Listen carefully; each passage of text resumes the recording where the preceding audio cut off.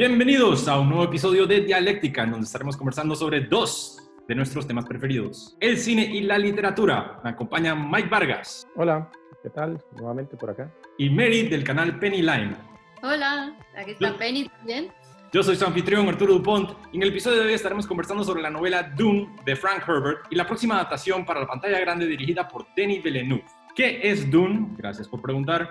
Dune es la primera novela de la serie Dune de Frank Herbert, conocida como una obra maestra unánimemente reconocida como la mejor saga de ciencia ficción de todos los tiempos. En el canal de Penny Line, Mary tiene una reseña para cada una de las 6 novelas de Dune por Frank Herbert. En la descripción encontrarán los enlaces hacia sus videos por si les interesa conocer la historia entera de los Atreides y el planeta Arrakis. Comenzamos con las opiniones subjetivas. ¿Cuáles son los aspectos de Dune, la novela, que más aprecian? ¿Cómo llegaron a ella? ¿Y qué significa Dune para cada uno de ustedes? Bueno, para mí Dune me la han recomendado muchísimas veces, muchos amigos, y no me lo empecé a leer pues hasta que subí los vídeos hace un par de años, aunque ya los tenía comprados, pero hasta entonces no lo había leído. Y la verdad es que te transmite muchas emociones distintas porque hay muchas facciones, es un universo muy, muy profundo y realmente el primer libro es una obra maestra, que luego cuando lo mezclas con los otros pues hay mejores y peores, pero realmente el primero presenta un universo tan rico que es para mí lo mejor de lo que hay, y además creo que es donde están mejor construidos los personajes. Hay personajes que me gustan muchísimo, otros que odio, pero que odio porque están bien hechos y te despiertan este sentimiento, y además todas las capas que tiene de lecturas y sublecturas y todo lo que quiso meter ahí dentro Frank Herbert creo que es absolutamente genial.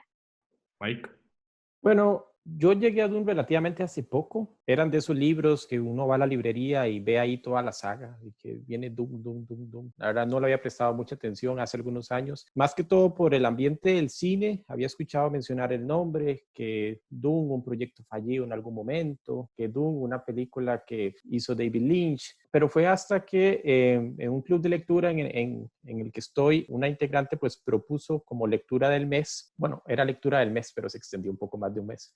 El primer libro de Dune. Entonces me pareció una gran oportunidad para por fin acercarme a este universo, que en ese entonces no sabía realmente que era un universo tan bien construido. Solo he leído el primer libro de Dune, de hecho, no he continuado con la saga, no por falta de interés, sino quizás por falta de orden, inclusive falta de tiempo, entre todo lo que hay que leer y ver. Pero el primer libro me sorprendió, de hecho superó las expectativas que tenía sobre el libro, quizás porque realmente sabía muy poco. Cuando leí el libro no vi ninguna de las adaptaciones anteriores, que hay como una serie de TV y la película de los 80s. Entonces me sorprendió gratamente, y lo que más me gusta del libro es precisamente la construcción de ese mundo tan rico, digamos, y tan extenso que crea Frank Herbert en la primera novela, porque a partir de ahí pues se expande un montón, ¿verdad? Y hay secuelas, hay libros hechos por el hijo y demás, pero ese génesis, digamos, que es el libro de Dune, el primero, me encanta por lo rico que es en cuanto al universo, al punto que uno empieza a leer Dune, inclusive siente que no es, al principio uno siente como que no está entendiendo mucho de qué va la cosa, y es porque hay tanto antes, digamos, entonces tiene todo ese background. Usted empieza a leer y usted parece, wow, no estoy entendiendo bien. Ya conforme empiezan a avanzar los capítulos, ya usted se adentra y queda completamente empapado de lo que es el mundo de Dune.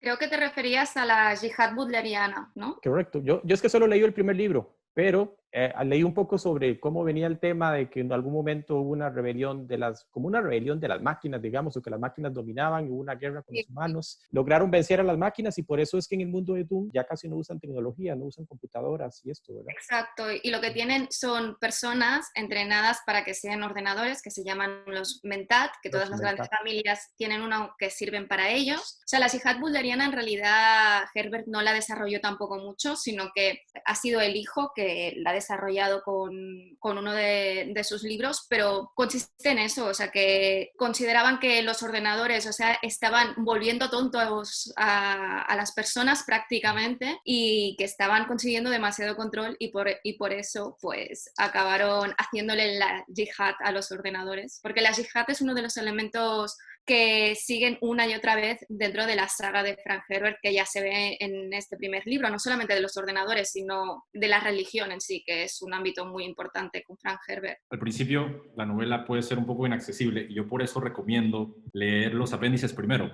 Mi copia de Dune trae 4 apéndices y eso fue lo que hice.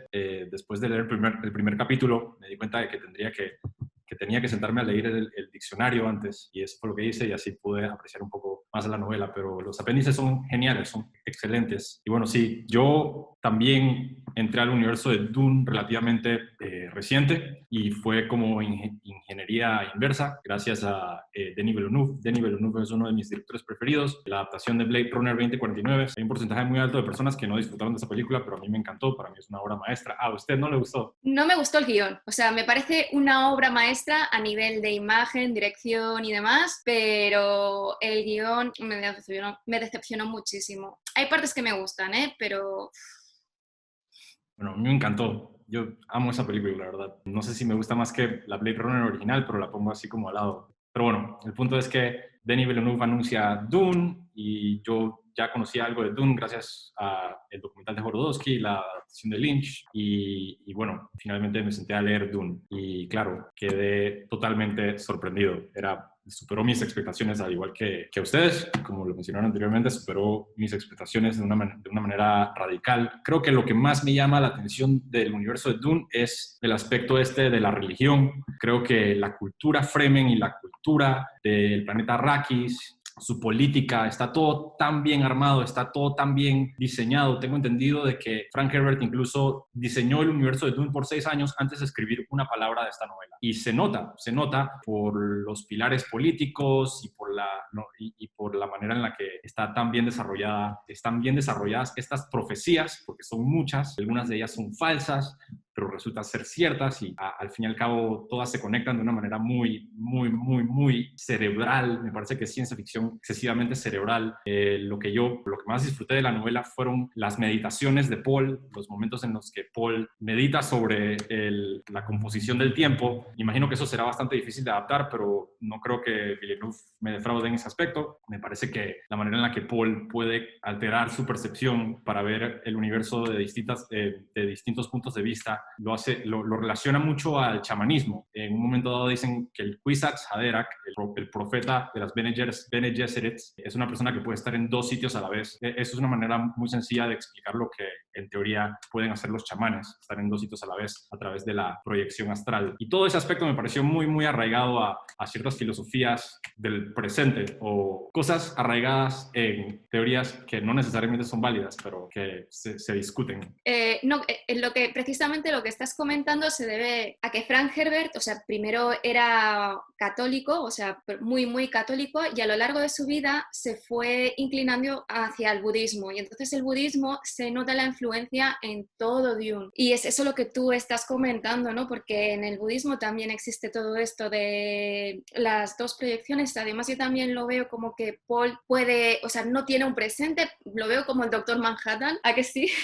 Porque vive el presente, el pasado y el futuro. Para él le cuesta enfocar qué es lo que está viviendo en ese momento y disfrutar del momento, y es una de las cosas que a lo largo de su desarrollo psicológico, que creo que eso es uno de los puntos fuertes de Frank Herbert, el desarrollo psicológico de sus personajes, de todos sus personajes, no solamente de Paul. Y bueno, es muy interesante que tener en cuenta el background de Frank Herbert religioso en este sentido, ¿no? Porque yo creo que sí que se ve muchísimo. Mike, ¿tiene algo que agregar a eso?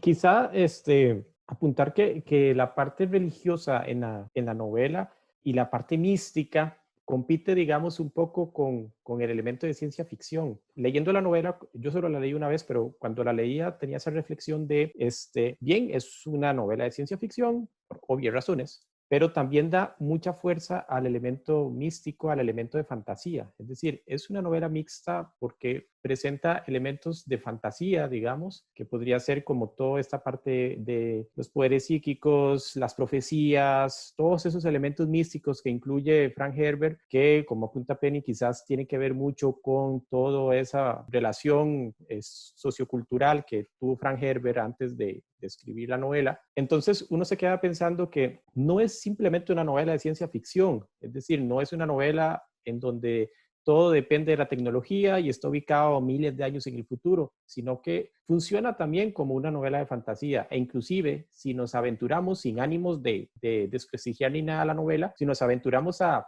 proponer un escenario no tan futurista de la novela, quizás podría funcionar el argumento con todos sus elementos principales de místicos, digamos, y religiosos, en un ambiente no tan en el futuro, digamos. Ahora, Dune es lo que es también por cómo está ambientado, ¿verdad? Entonces no vamos a pretender cambiar la novela. Pero lo que voy es que la parte mística, la parte religiosa es tan importante que en cierta forma hace que la parte de ciencia ficción no sea como ese pilar fundamental, porque sí, estamos en otro planeta y sí hay avances tecnológicos como los desfiltrajes que usan y ese tipo de elementos, pero como que la base, digamos, uno va leyendo cómo los personajes se desarrollan y todo lo que sucede y el entramado, digamos, político de traiciones y demás y toda la parte feudal de la novela es como muy de fantasía, ¿verdad? Entonces estamos ante una novela que mezcla muy bien esos dos géneros, bueno, si podemos llamarlos géneros, digamos, que la ciencia ficción y la fantasía,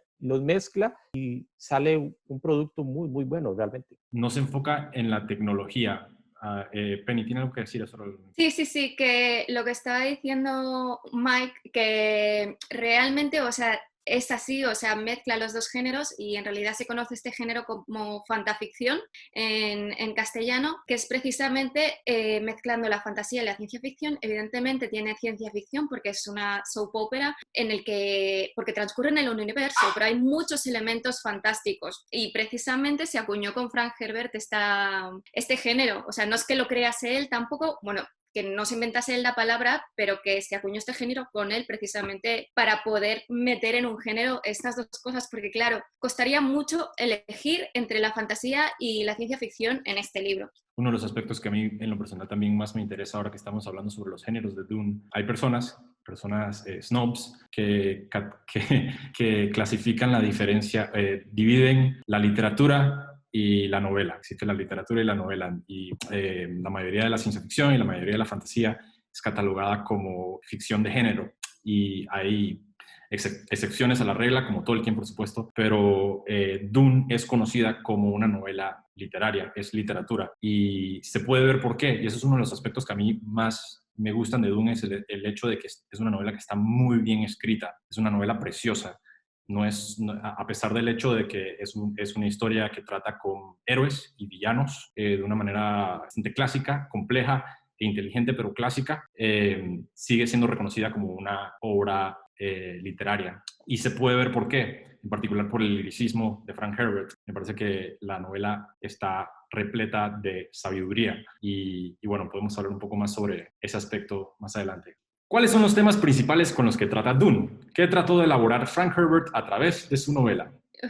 Yo creo que es algo imposible de resumir, cosa que traté en mi primer vídeo, porque en lugar de explicar qué pasaba, básicamente traté de describir el universo. Está claro que Frank Herbert intenta integrar muchísimas cosas, o sea, él tenía el movimiento ecologista muy, muy imprimido en su interior y eso se nota en Dune. También era una persona muy religiosa y es una cosa que se ve, pero que también se ve la colisión con el elemento más pragmático, porque el grupo más religioso que se vende, que es el de las Bene Gesserit, en realidad son completamente ateas, no creen en nada, o sea, conocen sobre todas las religiones, pero no creen en nada. Y crea diferentes facciones que creo que describen cada una de las cosas que quiere transmitir Frank Herbert con su novela. Y quiso crear un universo tan rico que quizás no, después del Señor de los Anillos fue uno de los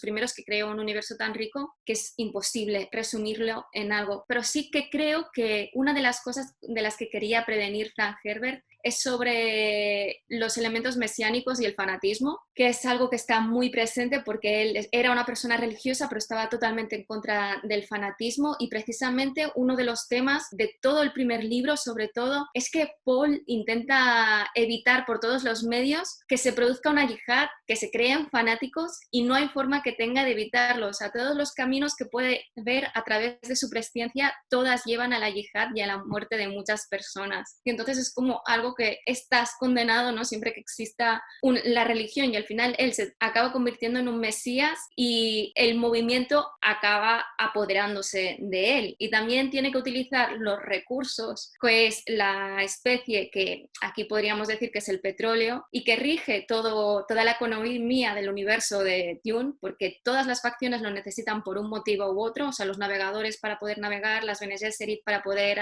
convertirse en reverendas madres, en general todos los ricos para poder vivir más. Entonces creo que esto que deja claro que añade un elemento tras otro, que intentar resumir qué es lo que pretendía es imposible. Yo creo que es lo que hace que este libro sea tan redondo en comparación con los otros, porque se ve la preparación que hay detrás y en los otros tienen muchos momentos de genialidad, pero hay veces que hace aguas porque está a tantos frentes a la vez que es imposible mantener este nivel todo el rato. Yo pienso, digamos, que llegar a deducir o sacar a la luz lo que Frank Herbert quería, sí es algo un poco difícil de hacer. Primero porque como artista, pues hay muchos elementos que si bien él pone en su relato de forma explícita, posiblemente también tenga mucho de cosas que ni siquiera él estaba pensando que iba, o sea, de forma intencionada meterlos en la novela y que tienen que ver con todo lo que él fue viviendo, digamos. Sí hay aspectos, digamos, como menciona Penny, que claramente el aspecto ecológico, Frank Herbert lo ha dejado ver, inclusive lo dejó ver en su momento, que la novela tiene un gran sentido, digamos, de conciencia ecológica. Por ahí leí que inclusive él, pues, tuvo esas ideas primarias, digamos, de Dune, precisamente observando, conociendo un poco el trabajo de ecologistas que trabajaban en un desierto en Estados Unidos y trataban como de hacer que no fuera tan árido o algo por así. No tengo muy claro el asunto, pero él como que se interesaba mucho por esos temas. Claramente, digamos, los elementos geográficos que él coloca en su novela sí tienen una correlación con, en aquel entonces, en los años 60 y hoy en día aún, ¿verdad? Se dice por ahí que los Fremen quizás son como una personificación de pueblos árabes, ¿verdad? Que vivían de forma nómada en los desiertos, ¿verdad? Entonces, aparte de que si trasladamos, digamos, el planeta de Dune o Arrakis acá, a nuestro planeta, pues sería como ese Medio Oriente, ¿verdad? Que es una zona árida, que es una zona seca, pero que tiene petróleo y que lo quiere todo el mundo, ¿verdad? Entonces, prácticamente que Dune vendría siendo como esos terrenos de Irak, Afganistán, ¿verdad? Que son terrenos conflictivos, pero tienen petróleo. Y aparte, la geografía también es muy parecida a lo que presenta Frank Herbert en Dune. Entonces, quizás eso es como lo que nosotros podemos de forma general, digamos, deducir de lo que Dune trata, digamos, o lo que Frank Herbert trata de decirnos. Ahora, hay montones de elementos, como decía Penny, que quizás es imposible de llegar y resumir en qué intentaba decir él, porque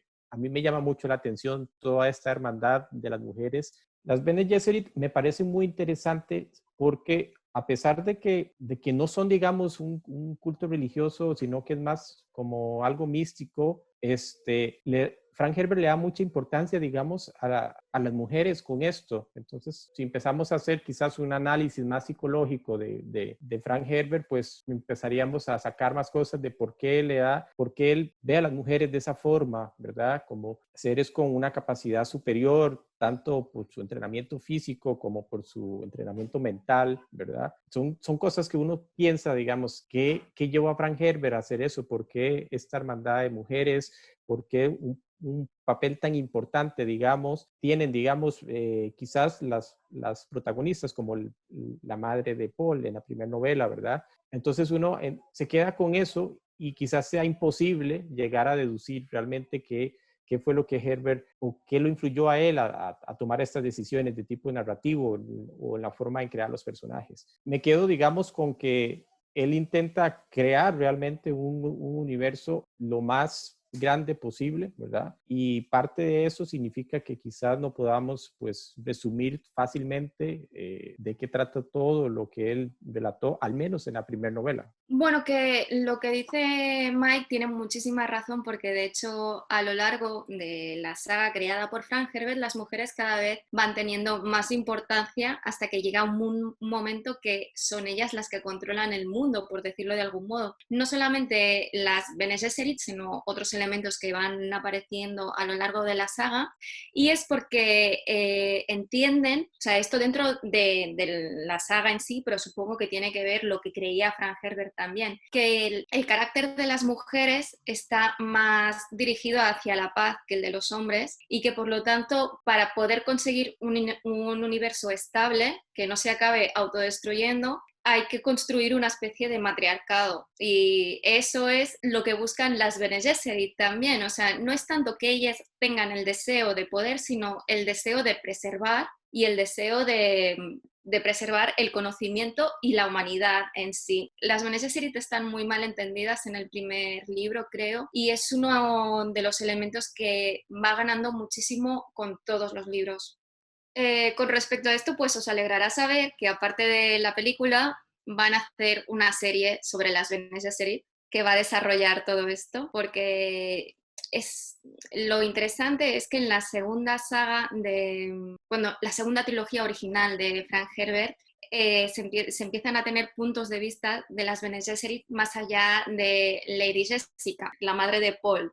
Y entonces allí es cuando se explican todos los objetivos de las Bene Gesserit, que por qué están llevando a cabo todo este tratamiento eugenésico, por decirlo de algún modo, porque están intentando que las características que consideran que son más importantes para preservar en la especie humana sean las que acaben prevaleciendo a lo largo de muchos siglos. O sea, es un proyecto que ellas tienen a milenios vista, o sea, ya no siglos, sino a milenios vista, y intentar eliminar todas estas características que llevan a la destrucción de la humanidad, y eso es lo que intentan hacer con la eugenesia. Es que en el primer libro de todo esto no queda muy claro, solamente, como dice Mike, lo dejan pincelado, y es algo que tenía mucho a explotar, la verdad, porque de todas las facciones, ellas son las más poderosas.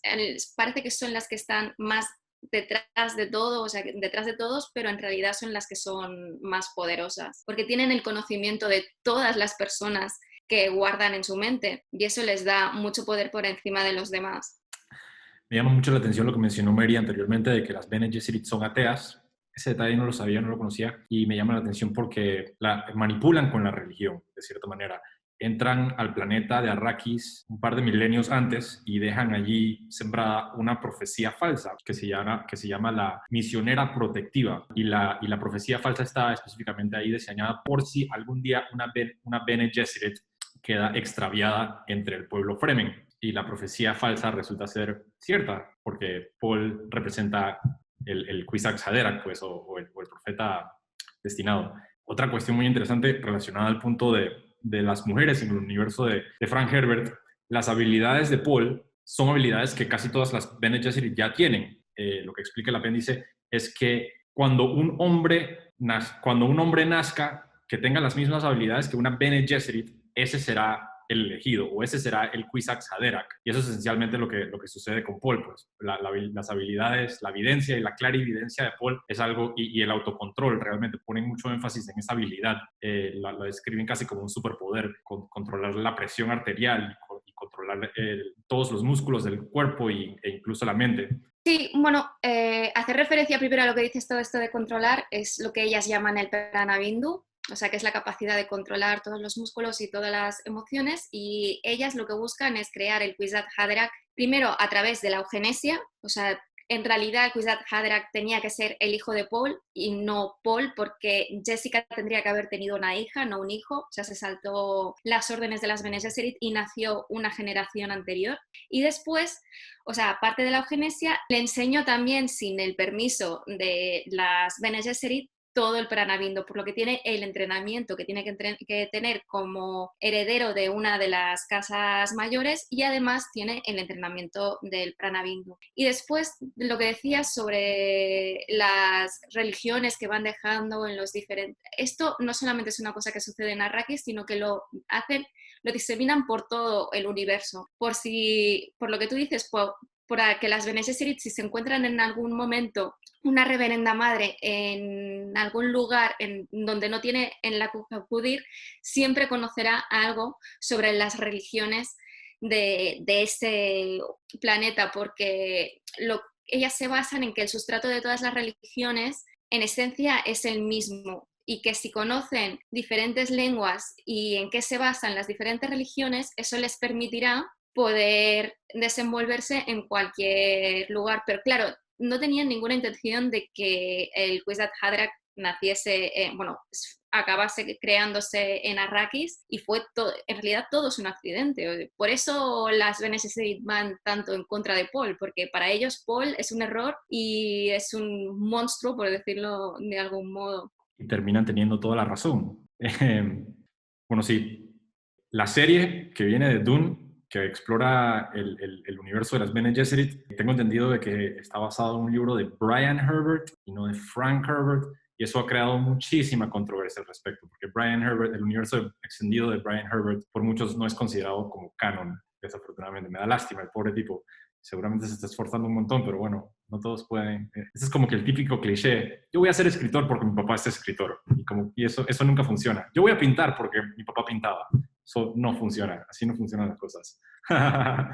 Es cierto que Dune trata con muchísimos temas, pero en lo personal, mi tema preferido de la novela es la separación entre la iglesia y el Estado, que es algo que se explora superficialmente en la primera novela de Dune, pero tengo entendido, a través de estas visiones que tiene Paul sobre este yihad peligroso y violento que termina matando a millones y millones de personas alrededor del universo. Ese tema en particular me llama mucho la atención, especialmente por ciertas frases que aluden a ello, no solamente por las visiones de Paul, pero hay una de mis frases preferidas de la novela, la tengo aquí subrayada, la menciona Jessica, la madre de Paul, y dice: cuando la religión y la política viajan en el mismo carro y el carro es guiado por un hombre santo viviente, nada puede detenerle en su camino. Y esa para mí es como una de las mejores líneas, es como uno de esos granos de sabiduría que tiene la novela, que de cierta manera, de una manera muy sutil o quizás inconsciente, alude a el peligro de la teocracia.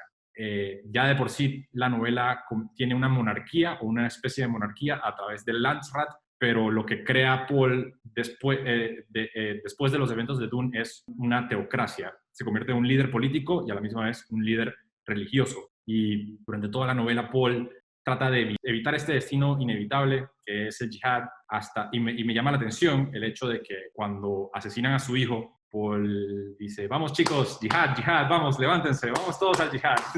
Y ya no le importa mucho porque se deja llevar realmente por su destino. Y en el último video que hice con Penny conversamos un poco sobre el determinismo o la predestinación, y me parece que Dune no es un universo determinista, es decir, porque según tengo entendido, las profecías se pueden evitar. Paul lo que puede ver es la consecuencia de todas sus acciones. Paul en un solo instante puede ver la consecuencia de cada palabra que él elija en una oración, y por ende él puede elegir el camino correcto para él o incorrecto. No es que es una profecía que está escrita en piedra y que no se puede evitar. Según tengo entendido, Frank Herbert dijo verbalmente que Paul no era el Mesías, que él no era realmente un Mesías, pues que esa era una idea a la que él aludió nada más, pero era para que el lector sacara su propia conclusión de que, claro, él lo que tenía era la habilidad de cambiar el curso de la historia. Justamente eso que usted menciona es algo que me encanta de la novela, y es porque esta forma inevitable de presentar los hechos no existe. Entonces, uno está leyendo la novela y claramente dice: ¿es el elegido? ¿No? ¿Es el de la profecía o no? Y uno se va dando cuenta que inclusive las condiciones en las que, como mencionaba Penny, él fue educado, pues era probable que él llegara, digamos, a ser quien termina siendo en la primera novela, ¿verdad? Entonces, el dejar ese elemento, digamos, tan ambiguo, digamos, en que si realmente era él o no era él dentro de la novela, independientemente de si Frank Herbert haya afirmado, como dice Arturo, digamos, que no era necesariamente el Mesías, dentro de la novela sí queda esa ambigüedad de si hay posibilidad de que el ser humano o los personajes decidan su propio destino. Es algo que me gusta mucho porque no encasilla la novela, digamos, en ese aspecto de el cumplimiento de una profecía, ¿verdad? Y que todo va hacia ahí, sino más bien las consecuencias que conlleva para el personaje principal el ver su camino igualado, digamos, a esta profecía, y lo que él intenta hasta cierta forma evitar, pero no lo logra, y después las consecuencias que tiene una vez que se ve convertido, digamos. Entonces, eso hace muy profundo la novela en cuanto al carácter, digamos, en este caso, del personaje principal, ¿verdad? Y es algo que yo valoro mucho en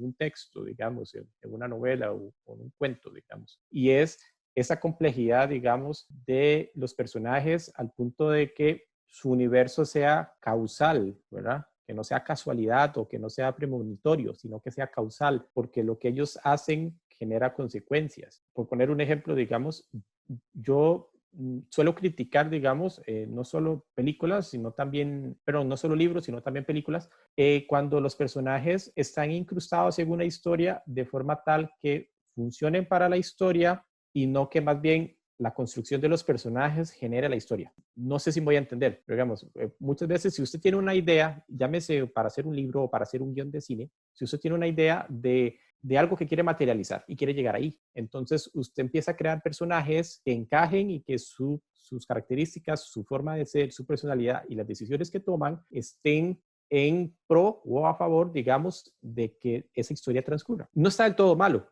Sin embargo, yo siento que para mí es mucho más interesante cuando usted empieza más bien creando personajes, dándoles complejidad psicológica y haciendo que sus personalidades empiecen a congeniar, digamos, a construir el relato y que el relato se vaya de forma lógica y coherente por donde los personajes tomaron decisiones, ¿verdad? Entonces, siento que Dune es más esta segunda opción, digamos, de relato o de construcción narrativa que la primera. No es un relato en donde hay un fin totalmente definido y todos los personajes simplemente están acoplados para que eso se llegue, sino que más bien es un relato de personajes y sus consecuencias van construyendo de forma coherente lo que va sucediendo. Entonces, eso me gusta mucho en Dune. Tienes razón en el sentido de que no es un universo determinista, porque Paul ve las diferentes opciones que hay y el problema es que todas ellas le llevan o a la yihad o algo aún peor. Por eso termina sucediendo la yihad y él lucha para que no se cumpla ese destino, pero sí que es cierto que él puede elegir hacia qué camino ir. Puede elegir que su universo sea completamente determinista si se fija un camino y no varía, sus decisiones no varían en nada y entonces sí que sabe absolutamente todo lo que va a pasar. Pero cuando digo absolutamente todo, es absolutamente todo. Pero tiene esa virtud que cuando decide no seguirlo, o sea, no querer verlo e intentar evitarlo, sí que se crean otros caminos. Y eso es una cosa que se explora sobre todo después con su hijo, porque también tiene el poder de la presciencia. Sí, porque Paul al principio intenta evitar la yihad, luego decide, como dices tú, cuando matan a su hijo, que apenas tiene unos meses, de ir a por todas y dejarse llevar por la yihad, pero luego en el segundo libro decide salir de ese mundo y elegir un único camino para no seguir la senda de oro, que lo desarrolla luego su hijo, porque la senda de oro lleva prácticamente a la destrucción del nuevo universo y a la reestructuración en este universo matriarcal en el que las mujeres ganan todo el poder, que es lo que sí que hace el hijo, que es cuando yo me indigné tanto al final del tercer libro que digo que creo que ahí Frank Herbert, no sé, se había tomado algo porque creo que es algo muy alucinante. Y claro, Paul hace referencia en el segundo libro sobre todo esto, pero en ningún momento se llega a determinar qué es lo que se está buscando. No lo ves hasta el tercer libro y no lo entiendes hasta el cuarto. O sea, Paul, aunque en un primer momento elige no buscar la yihad, luego elige buscar la yihad, luego elige un camino que sabe que lo va a mantener fuera de esta senda de oro. O sea, él entra y sale, porque realmente es un personaje que a mí me sabe muy mal porque se va desestructurando a lo largo de la primera trilogía. O sea, es un personaje muy fuerte en el primer libro, en el segundo libro empieza a perder fuerza y en el tercer libro es un personaje para mí muy maltratado, para ir a favor del hijo de Leto, pero es eso que la presciencia acaba viendo la presciencia como una maldición, porque claro, ya solamente puede ver a futuro y el hecho de ver a futuro y ver lo que pasará le impide disfrutar del presente y le impide actuar como si no conociese lo que pasaría si actúa de cierto modo y entonces sufre un desencanto por la vida. O sobre todo cuando ve las consecuencias de sus acciones, porque a pesar de que se convierte en un Mesías, él no está nada contento con lo que acaba pasando. O sea, no solamente en Arrakis, sino en el resto del universo. O sea, él se presenta como Mesías y después como el emperador del mundo conocido al final del primer libro, porque se siente obligado a ese papel, porque entiende que si no lo hace él, sucederá algo peor. Leyendo la novela yo pensé, bueno, aquí hablando de un tema controversial, si Jesucristo hubiese visto a los 33 años, un poco antes de morir, los efectos de la Iglesia Católica, pues no, hoy no, voy a vivir mi vida, voy a casar, voy a vivir hasta los 80 años. Mejor no, mala idea. O bueno, cualquier profeta, con la excepción quizás de Siddhartha Gautama. Aunque hay terroristas budistas, eso existe, las influencias que ha tenido la novela en la saga completa de Dune. ¿A dónde se puede ver Dune en otras partes de nuestra cultura popular? El listado es bastante largo, pero podemos elaborar en ello. Penny. Star Wars. Yo creo que la influencia es muy clara en Star Wars, no solamente porque aparezcan planetas desiertos, pero yo creo que es uno de los que es más claro. También en todo lo de Asimov, aunque no sé si Fundación fue antes, ¿verdad? O sea, yo creo que se influenciaron el uno al otro porque, como dices, Frank Herbert ya estaba trabajando en el universo de Dune muchísimo antes, pero yo creo que la consecuencia más directa es Star Wars. Por eso me ha hecho mucha gracia en el documental de Jodorowsky, ¿sabes? Cuando dice, no, si fue mi película, influyó Star Wars, hijo mío, sí. Pero yo creo que sí que es una de las cosas que ha influido bastante, pero en realidad en la ciencia ficción en general, creo que Dune ha tenido, o sea, tuvo la capacidad, así como El Señor de los Anillos para la fantasía, Dune fue el precursor para la ciencia ficción rica, porque hasta entonces los libros de ciencia ficción eran muy cortos, o sea, tenían 200 páginas, 250, y apareció Dune en el 66, creo que fue, y sacó un tocho de... bueno, que puedes matar a alguien con ese tocho, o sea, si es de tapa dura, y demostró, o sea, que realmente en la ciencia ficción puedes desarrollarla y puedes crear un universo muy rico. Y la realidad es que ahora mismo cuántas sagas existen de ciencia ficción que se alarguen a lo largo de muchos, muchos libros y que quizás no puedan competir con el universo rico que crea Frank Herbert, pero que si no hubiese existido Dune, hubiesen existido esto o habríamos seguido con las novelas cortas de ciencia ficción con el miedo de ir más allá de las 250 páginas estipuladas para los frikis, ¿no?, de la ciencia ficción. Definitivamente uno ve Star Wars, bueno, creo que la mayoría llegamos a ver primero Star Wars antes que conocer de Dune, al menos por cuestiones de cultura popular y de alcance, fue así, teniendo en cuenta que inclusive Dune no ha tenido una adaptación cinematográfica tan merecida como la tuvo Star Wars. Pero es que hay tantos elementos en común porque uno se pone a ver y trazar paralelismos entre la filosofía Jedi y las Bene Gesserit, la forma en que son un culto, desarrollan habilidades mentales, tanto como físicas, tienen manipulación del espacio físico, ¿verdad? Llámese telequinesis o todo esto que se ve en Star Wars y que en Star Wars creó una religión, porque es así, hay gente muy fan de la saga que realmente creen y hay hasta análisis realmente serios sobre el poder de la fuerza y cómo realmente la fuerza en Star Wars representa un tipo de forma de vida o que nosotros podemos seguir realmente, digamos, y tener pues una buena vida, digamos, siguiendo los caminos de la fuerza, a pesar de que en Star Wars realmente no se adentra mucho en eso, porque ustedes ven que Star Wars muestra que sí, la fuerza y esto, pero propiamente las películas, George Lucas tampoco es como que se mete mucho a filosofar sobre la profundidad que puede llegar a tener toda esta filosofía y forma de ser de los Jedi, que sí la tiene y es lo que se hizo rico después. Pero a lo que voy es que ya en 1965, pues Frank Herbert metió ese elemento y habría que ver hasta qué punto realmente George Lucas tomó prestado esas ideas de las Bene Gesserit para traducirlo en los Jedi de Star Wars. Eso por hablar de un punto de vista pues argumental, digamos, y de creación de personajes.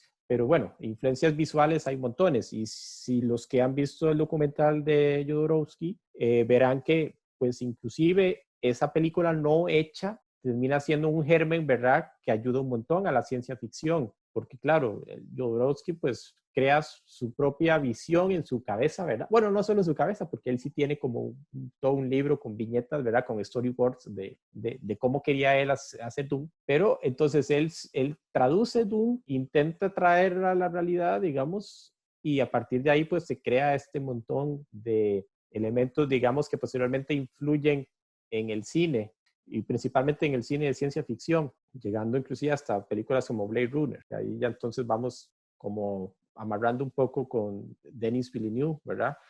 Un paréntesis, primero que todo. La mejor elaboración de la fuerza en toda la saga de Star Wars se encuentra en Los Últimos Jedi. No me odien, es la mejor película de Star Wars. ¿Qué te puedo decir? Uf, wow, sección de comentarios. Me metí en un problema ahora. No, no te estreses que cuanto más comentario, más te promociona YouTube, aunque sean negativos. Ah, sí, genial. Sí, Perfecto. sí, sí, tú ama los comentarios, no te preocupes. El título va Doom, entre paréntesis, Los Últimos Jedi es la mejor película de Star Wars. Cierre paréntesis. Vamos a ver qué tal. Ok, ¿qué iba a decir? Ajá. Una parte muy interesante durante la novela de Dune es cuando, después de que asesinan al Duque Leto, Dama Jessica y Paul los llevan hacia el desierto porque hicieron un trato con el Dr. Yue, que vivirían, los arrojarían al desierto para que los comiese uno de los gusanos. Y los pilotos, o uno de los pilotos, es sordo. Y consiguieron a un piloto sordo específicamente porque la Dama Jessica tiene el poder de la fuerza y puede convencer al piloto de que dé la vuelta. Me pareció un detalle tan excelente. Y bueno, el otro piloto no es sordo, así que eventualmente funciona la técnica de la Dama Jessica. Y me gusta toda la ciencia detrás de cómo la Dama Jessica tiene la habilidad literalmente de controlar sus cuerdas vocales y manejarlas de cierta manera para que afecten el oído humano de una manera muy efectiva. Y así es como le hacen caso. La filmografía de Denis Villeneuve. Su propuesta para Dune, basándonos en sus películas anteriores. ¿Qué podemos esperar de esta adaptación? Que, por cierto, está siendo dividida en dos partes y la segunda parte no se ha filmado todavía, y solamente para dejar los hechos en la mesa antes de comenzar con esta parte. El papel de la Dama Jessica ha sido maximizado, al igual que el papel de las Bene Gesserit. Bueno, esto es una de las cosas que me crea más esperanzas, aparte de que Villeneuve es uno de los directores que me gustan muchísimo. Creo que más que en Blade Runner, o sea, The Arrival como película de ciencia ficción, creo que es espectacular en todos los sentidos. Y que esté dividido en dos películas, eso junto con el desarrollo de las Bene Gesserit, porque creo que en la película de Lynch el personaje de Jessica fue muy maltratado, o sea, quedó como algo que no es para nada, y eso perjudicó muchísimo a la visión de las mujeres en la película de David Lynch, cuando en realidad Frank Herbert, como indicaba Mike, lo que quería era exaltar el personaje, a las mujeres en su saga. Y bueno, o sea, tengo esperanzas y miedo por las dos partes. Tengo que decir que en mi vídeo de Dune del primer libro, la mayoría de los comentarios son optimistas, sobre todo por el director y antes de que empezasen a salir imágenes de la película en sí, porque ya tiene experiencia con la ciencia ficción, está claro que como mínimo visualmente va a ser espectacular. Y bueno, pues la verdad es que muchos nervios.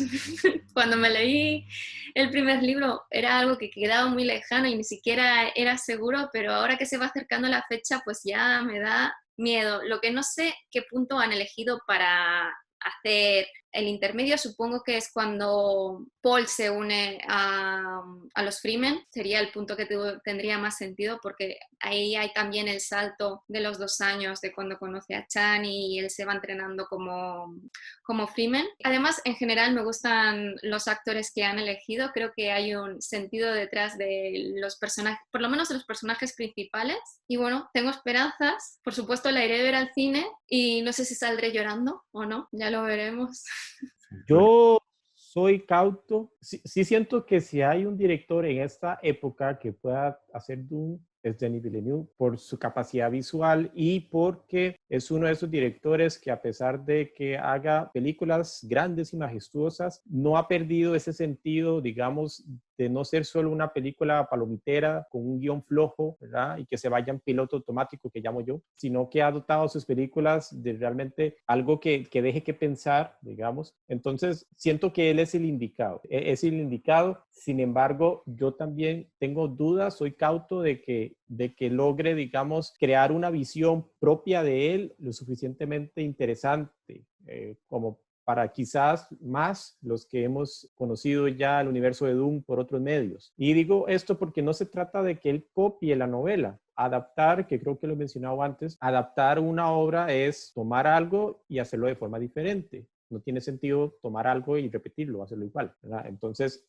obviamente, la diferencia del pasar de la literatura al cine, pues se las trae, ¿verdad? Y no podemos esperar que las cosas vayan a ser como en el libro. Pero sí que Denis logre crear esa visión propia de Dune es lo que no sé si me va a convencer aún. Entonces, sí creo que es el indicado, pero sí voy con cautela al producto final que vayamos a encontrar. E inclusive, como menciona Arturo, digamos, quizás hoy más que nunca la visibilización o a la forma, digamos, o hacer visible la voz feminista, digamos, en Hollywood es algo casi mandatorio. Entonces, Denis va a aprovechar eso de las Bene Gesserit en esta película definitivamente. Lo que mencionaba Penny sobre la versión de Lynch, a mí me dio tanta cólera, digamos, en la parte en donde Paul está escapando con Lady Jessica en el desierto y prácticamente que él la lleva alzada porque ella va ahí cayéndose en el desierto y va quejándose y Paul la lleva. Y yo dije, pero no, dice, ella es una Bene Gesserit, o sea, ella no necesita que nadie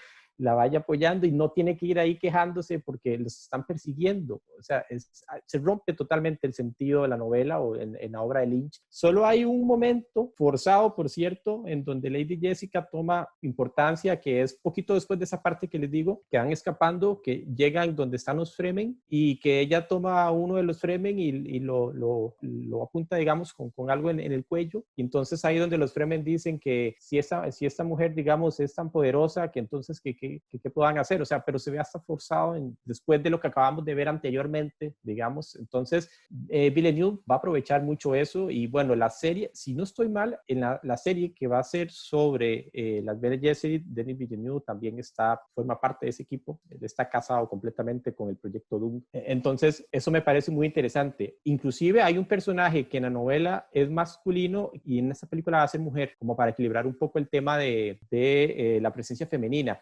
Él, en la novela, el que sale es el papá de Chani, hombre, ¿verdad? En la película de Villeneuve va a ser la mamá. Juraría que es así, ¿eh? Porque yo también hoy cuando estaba mirando el cast, digo, ¿pero qué han hecho? Y estos cambios que hacen, o sea, que son totalmente innecesarios cuando las mujeres ya tienen muchísimo poder en este libro, ¿para qué haces este cambio? No me molesta, a mí no me molesta en todo. Yo soy pro corrección política. Así sí.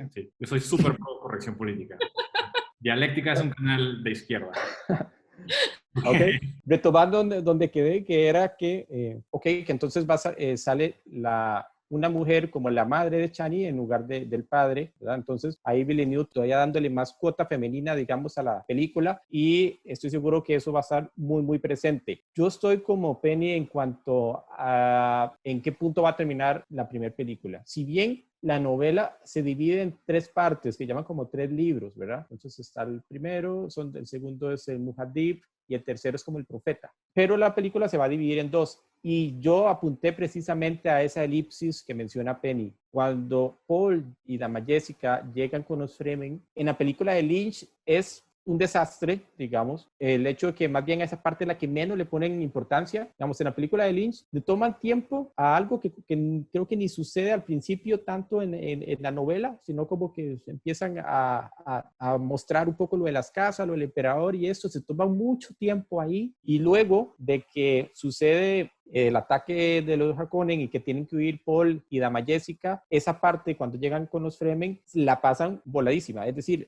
no tardan nada en el entrenamiento, no, o sea, de forma muy rápida ya Paul es el líder de los Fremen y ya van a atacar, ¿verdad? Entonces, eso es quizás lo que más le critico a la película de Lynch para los efectos especiales, digamos.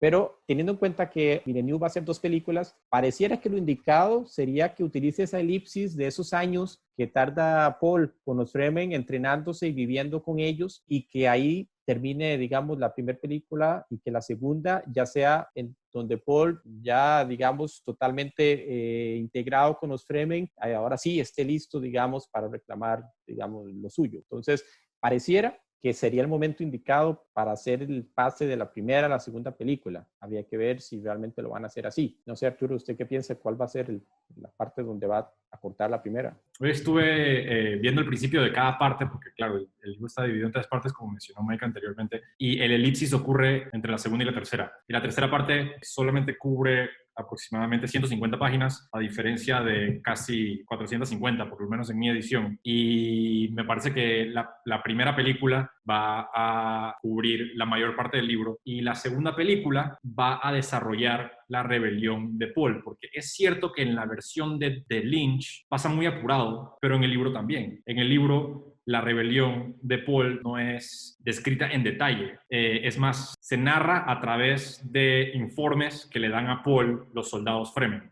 Es todo como narrado a través de informes de guerra, pero no se ve o no entramos realmente en la acción. Y mi teoría es de que Denis Villeneuve va a desarrollar esto en su segunda parte, porque es mucho menos. El primer capítulo de la tercera parte del libro comienza en el planeta de los Harkonnen y está Feyd Rautha, antagonista de la edad de Paul, en un coliseo. Y es la primera vez que lo vemos. Ya habíamos escuchado de que existe este Harkonnen, que es como el homólogo malvado de Paul, y aparece por primera vez en la tercera parte. Entonces asumo que la segunda parte va a comenzar en el planeta de los Harkonnen 3 años después y vamos a conocer al antagonista de esa película. Es decir, en vez de conocer al antagonista final, porque la novela concluye con un duelo entre Feyd y Paul, en vez de presentar a Feyd Rautha en la primera película para después enfrentarlo con Paul al final de la segunda, van a presentar a Feyd Rautha al principio de la segunda película, para que el conflicto de la primera película se concentre en la supervivencia de Paul y Jessica a través del desierto, y en la segunda mitad, y en la primera mitad la conspiración Harkonnen de Arrakis. Y otra cosa que me llama la atención acerca de la película de Lynch, que yo no odio, es decir, no me parece que es una buena película, pero no la odio, como mucha gente odia esa película, dice que es lo peor que se ha hecho en la historia. No la detesto. Esa película, para explicar una gran parte de la trama, requiere del voice and off. Y hay voice and off durante toda la película. Y la verdad es que es muy difícil elaborar en el pasado de los Harkonnen con los Atreides y qué es la cofradía y qué es el Landsraad y qué es el imperio, por qué se está llevando a cabo esta conspiración. Todo esto lo narra el libro de una manera muy directa a través de los pensamientos de los personajes o del mismo narrador. Por el otro lado, yo sí creo que Denis Villeneuve es un tipo que sabe cómo exponer información de una manera muy efectiva. Y eso lo veo en ambas películas de ciencia ficción que él ya ha dirigido. Una de esas es Arrival, que trata con una idea muy compleja de que el tiempo no existe, que todo es circular, y la manera en la que la protagonista de Arrival llega a esa conclusión y el público llega a la misma conclusión que ella y en ningún momento lo verbalizan, lo muestra a través de imágenes, sin verbalizar en ningún momento, ella puede ver el futuro y el pasado y todo está predestinado y esto es lo que está sucediendo. En ningún momento lo dicen. Y Blade Runner quizás no lo hace de una manera tan efectiva porque mucha gente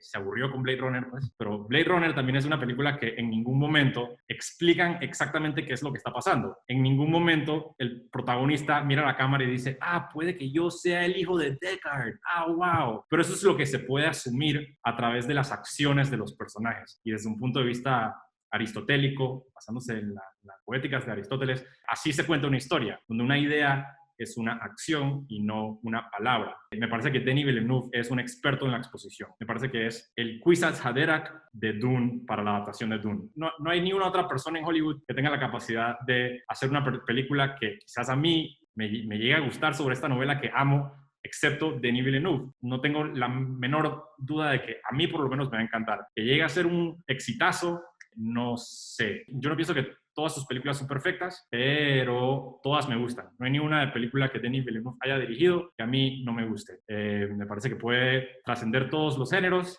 narrativos y lo hace muy, muy bien y tiene un sello que lo distingue. Parte de su sello es esta fotografía que mencionó Mary anteriormente, esta fotografía sublime que para mí no tiene competencia. Además de que ha trabajado ya un par de veces con Roger Deakins, y Roger Deakins es otro quiz Salerak de la dirección de foto. No, que hablando de esto, pues creo que una de las cosas, bueno, ya lo he dicho, que más importantes es el desarrollo psicológico de los personajes, que se produce sobre todo en la primera parte del libro, por lo que quizás tiene sentido también la propuesta que haces tú, que al final es muy precipitado, pero porque ya están desarrollados los personajes, mientras que la primera parte y la segunda pues están desarrollando los personajes. Y Villeneuve también ha demostrado que sabe hacer este desarrollo en Enemy, por ejemplo. Se ve muchísimo el desarrollo psicológico que hace sin necesidades de poner voz en off todo el rato, porque claro, eso es una de las cosas que preocupa más a los fans de Dune, que claro, como la voz en off, por decirlo de algún modo, en Dune es tan importante, que cómo se va a trasladar eso en una película, porque como bien dice Mike, si bien es una adaptación, no es el libro, y una adaptación nunca será exactamente igual que el libro, porque el libro siempre va a contener más elementos y la película quizás los añade, pero es imposible que sea igual. Por eso lo que se dice siempre de que es mejor el libro y la película son dos cosas distintas. Incluso a veces las malas adaptaciones, como sucede con El Resplandor, pueden ser maravillas. No siempre. O sea, está claro que normalmente cuando es una mala adaptación no suele ser una buena película. Pero el hecho de que este director haya tocado tantos elementos que son esenciales para la película de Dune es algo que a mí me da esperanzas, la verdad. Pero también tengo miedo, como he dicho. Denis Villeneuve, para mí, ha venido preparándose para hacer Dune.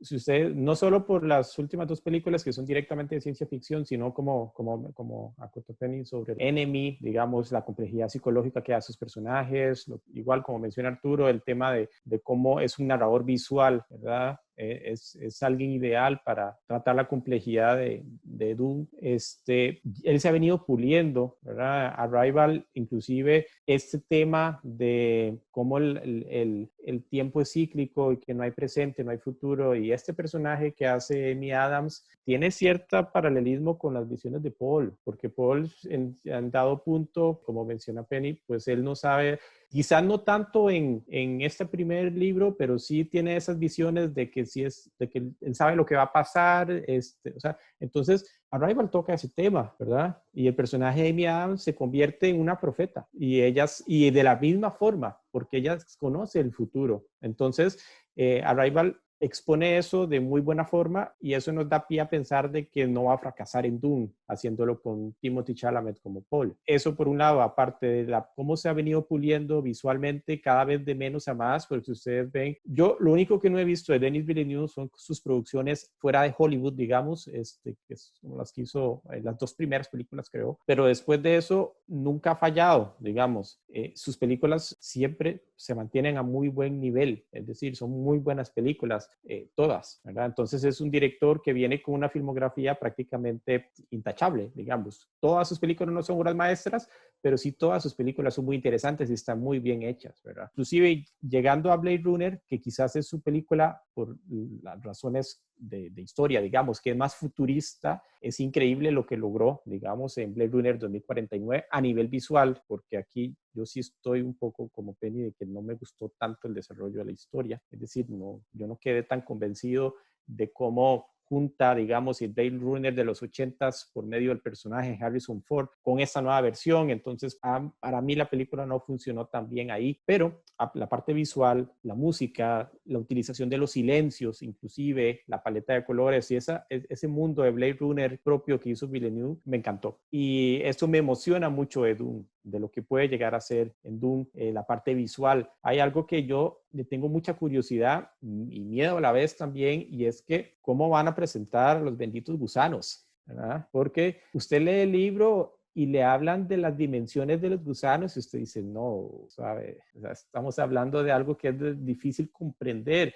Estamos hablando de gusanos de 450 metros de largo, con un diámetro grandísimo también. Lynch hace unos gusanos que parecen bueno, posteriormente salió la película Temblores. No sé si han visto una película que se llama Temblores, que también son como unos bichos que andan debajo de la tierra y que salen. Son más pequeños que los gusanos, pero son como los hijos de los gusanos de Lynch. Entonces, estos gusanos de Lynch, pues, aparte de que los efectos especiales en toda la película realmente no fueron buenos, también se ven muy, muy limitados. Le rescato a Lynch que al menos en algunas secuencias sí trató de mantener esa majestuosidad y esa dimensión de los gusanos, porque no adaptó, digamos, y los hizo más pequeños en pro de que fuera más fácil. Hay secuencias muy mal visualmente, pero que sí muestran a los gusanos enormes, ¿verdad? Entonces eso lo respeta del libro y me gustó, no porque busque ver una película en donde todo sea igual al libro, sino porque la importancia de la dimensión de los gusanos para mí dentro de la novela es algo muy... es majestuoso, digamos, pensar en esos gusanos. Bueno, una curiosidad, que en realidad en la película de Lynch, para hacer los gusanos cuando se ven desde lejos, lo que hacían era utilizar preservativos en arena y los movían para hacer el movimiento de los gusanos. Excelente. No hace falta que lo pongas, pero tenía que... Esto va incluido. Claro que sí. Es un detalle tan Lynch, eso es lo que quería agregar, como que Lynch apuesto que... No volveré a ver a los gusanos igual No, de esa explicación. Es que hoy lo he escuchado y lo he leído luego y digo, ¡ay, Dios mío! Nunca se me hubiese ocurrido. Y claro, es que ahora ya no lo puedes ver de otra forma. Tenía que compartir esto. genial. Una escena que yo no puedo esperar a ver es la escena en donde Paul trepa al gusano. Y bueno, ya me acaban de informar fuera de pantalla que eso sucede en la segunda película. Y eso me ha entristecido un poco, porque en la película de Lynch sucede de una manera como si fuese una muy conveniente ola de surf, donde está Kyle MacLachlan parado con una rienda y se levanta el gusano perfectamente debajo de sus pies, y ahí acaba esa escena. Pero en la novela lo describen de una manera muy interesante, donde tienen ganchos, tienen que literalmente trepar el gusano y tienen que encontrar una manera de que el gusano dé la vuelta para ponerse encima de la criatura, pues. Y yo no puedo esperar a ver eso. Es decir, no puedo esperar a ver la escena donde Paul Atreides está en el desierto y tiene un par de ganchos encima y una soga y un martillador que llama al gusano y tiene que trepar al gusano, y me puedo imaginar que, es decir, espero que sea una secuencia de por lo menos 30 minutos, porque eso es lo que te van a entender, de que es un proceso complicado, que no es solamente que se trepa el gusano y después ya está arriba y está surfeando hacia su próximo destino. Es algo un poco más complicado que eso y toma un rato llegar hasta la cima del gusano y dominarlo. Eso no lo puedo esperar y sé que Denis Villeneuve no va a defraudar nuevamente.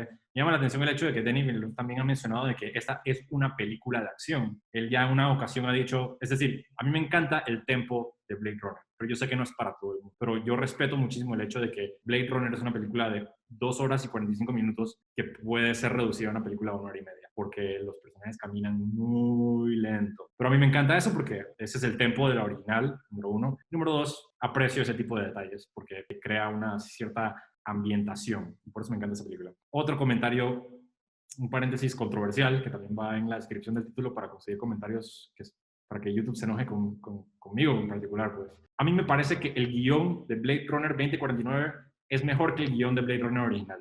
Blade Runner original es revolucionaria en muchos aspectos, pero a mí no me parece que tiene un buen guión. Me parece incluso que es un poco cliché y que no está bien dividido. Mientras que Blade Runner 2049 tiene un perfecto arco de personaje, un súper buen arco de personaje. Un protagonista está primero amarrado a un deber que no le pertenece a él y al fin, y su última decisión es una decisión personal. De eso se trata la película, pues, de una persona eligiendo por su propia cuenta, además de que el personaje se llama K, es decir, OK, me parece un buen detalle. Mi película preferida es Denis Villeneuve, es Sicario, y ya eso es todo.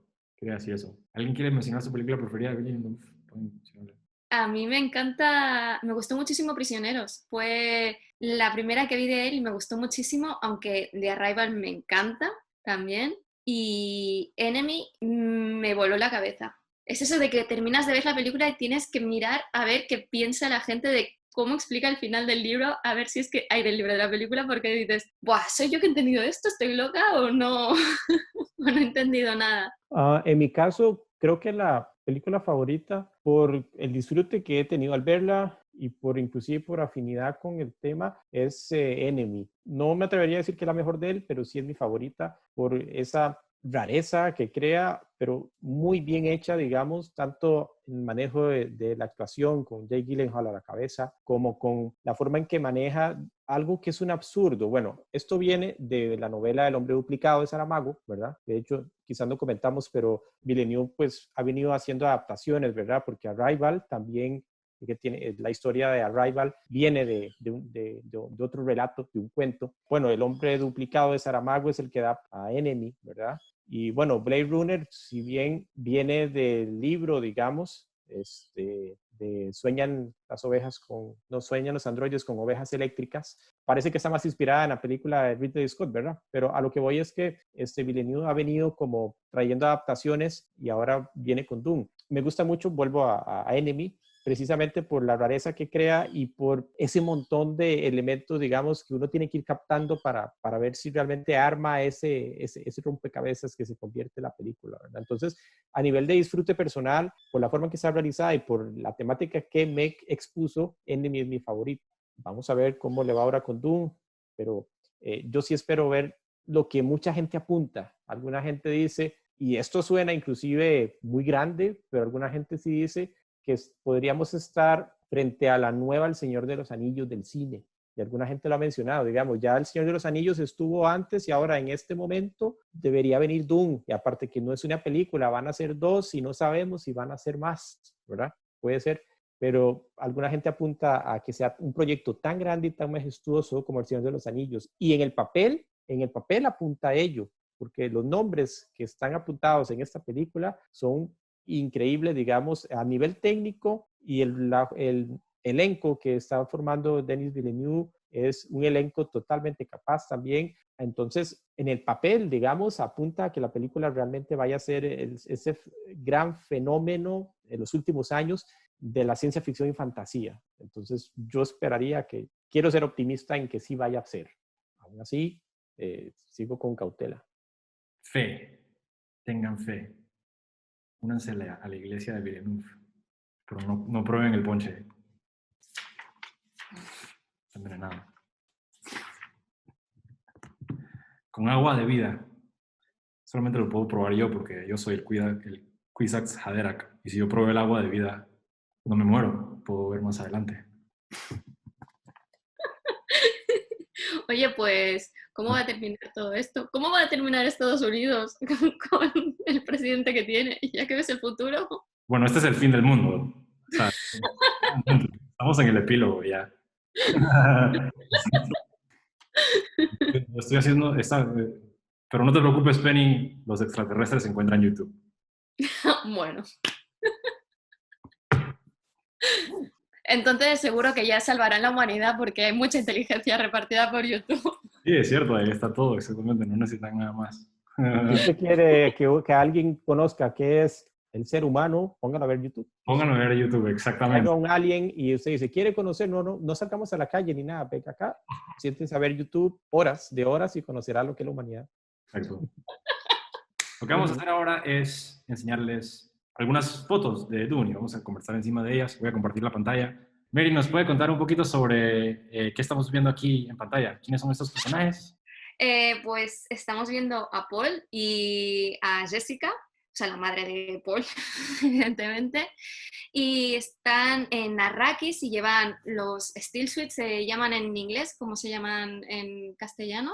Desiltrajes, creo que le llaman. Me gusta mucho el diseño porque no me gustaba demasiado el diseño de la película de Lynch. Tampoco es exactamente como me lo imaginaba, pero me gustaría ver también una imagen con la máscara, que es evidente que la tienen porque Jessica la lleva, o sea, lleva el trasto este que llevan en la nariz, que dicen que todos los Fremen tienen la marca en la cara que ya no se les va de llevarlo siempre puesto. Y bueno, creo que no queda ridículo porque es una de las cosas que me daba miedo de que el diseño apareciese ridículo, sino que queda como un uniforme. Y bueno, supongo que esto ya forma parte casi del final de la película, ¿no? A mí me parece que puede ser la mitad, porque ellos ya tienen ese traje cuando los dejan en el desierto para sobrevivir. Sí, es cierto.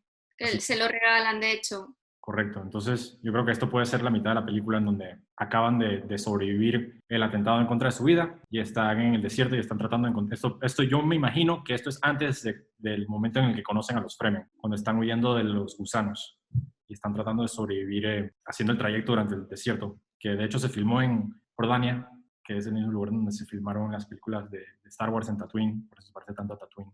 El traje tampoco es tanto como yo lo pensaba, porque lo veo muy ligero, lo veo como muy pegado al cuerpo, digamos. Sí sé cómo se nota, digamos, cómo está lleno de las cavidades donde el líquido, digamos, corporal se almacena para posterior convertirse en agua, ¿verdad? Pero sí se ve un poquillo ligero. Habría que ver ya cómo se ve ya en la película, en movimiento, digamos, con las máscaras y todo, para ver qué tal. No, o sea, no se ve tan funcional desde un punto de vista de que es todo un sistema de destilación de fluidos corporales para crear agua, ¿verdad? A mí me encanta el diseño y yo sí me lo imaginé bastante pegado al cuerpo porque está tratando de incluso guardar el sudor y ahorrarlo, pues, o economizarlo, o reciclarlo. Me parece que los bultos o los espacios bultosos, ahí es donde incluso en las manos, en los guantes, ahí es donde guarda el agua que produce el cuerpo o que gasta el cuerpo a través de los poros o el sudor.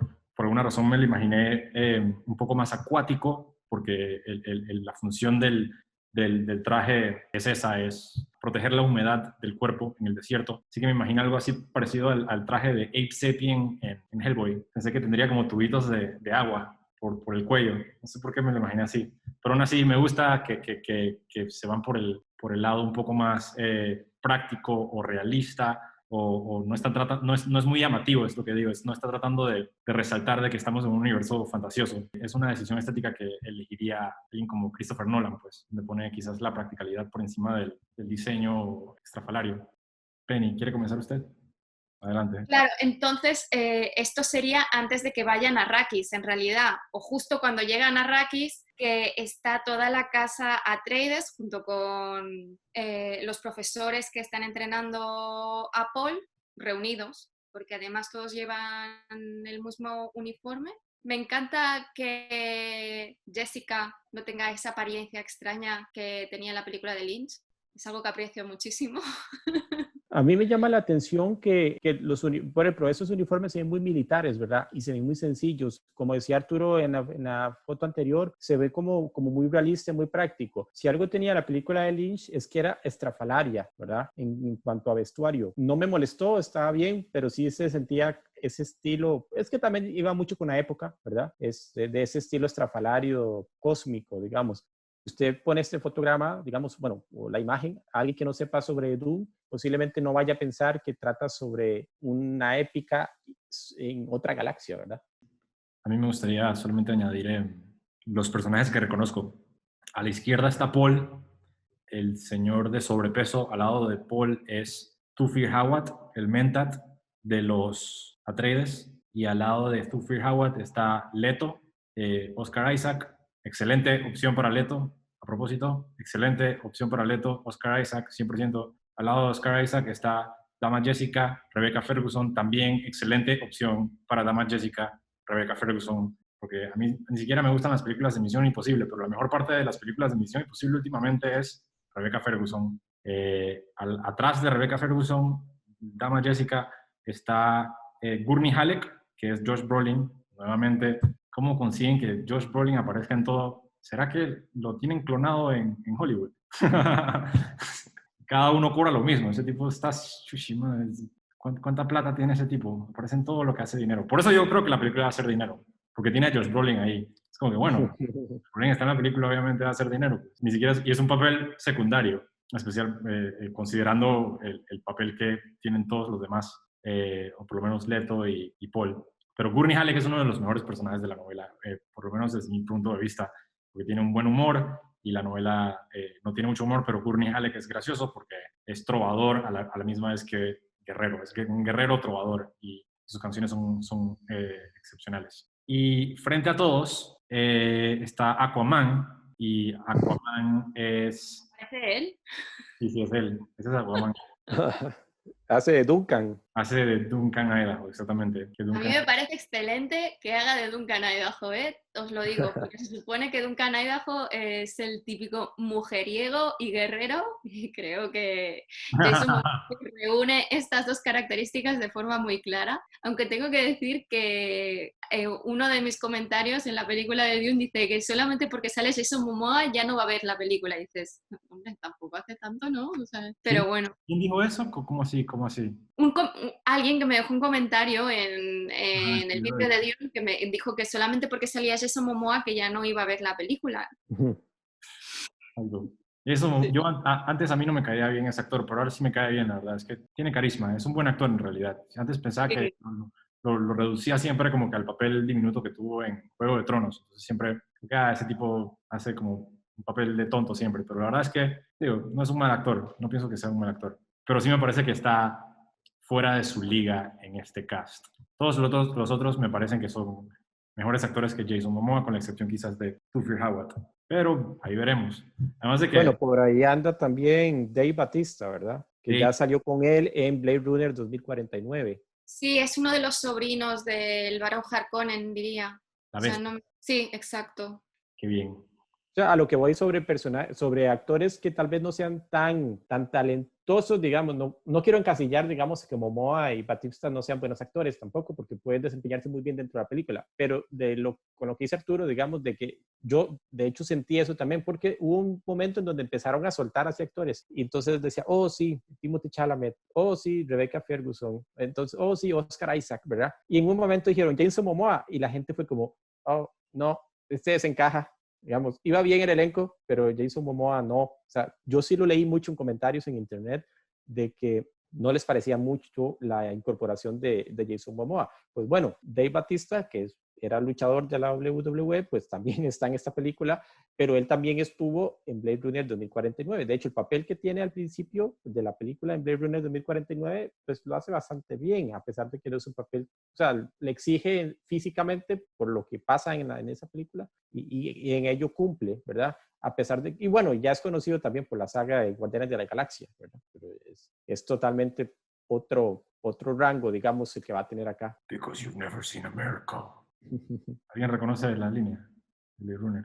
Esa es la mejor línea de la película. Dave Bautista aparece en esa película por 10 minutos y se roba la película de 2 horas y 45 minutos. A mí no me parece que Dave Bautista es un mal actor. Especialmente por esa escena. Por esa escena me parece extraordinaria. Lo hace muy bien ahí. Because you've never seen America.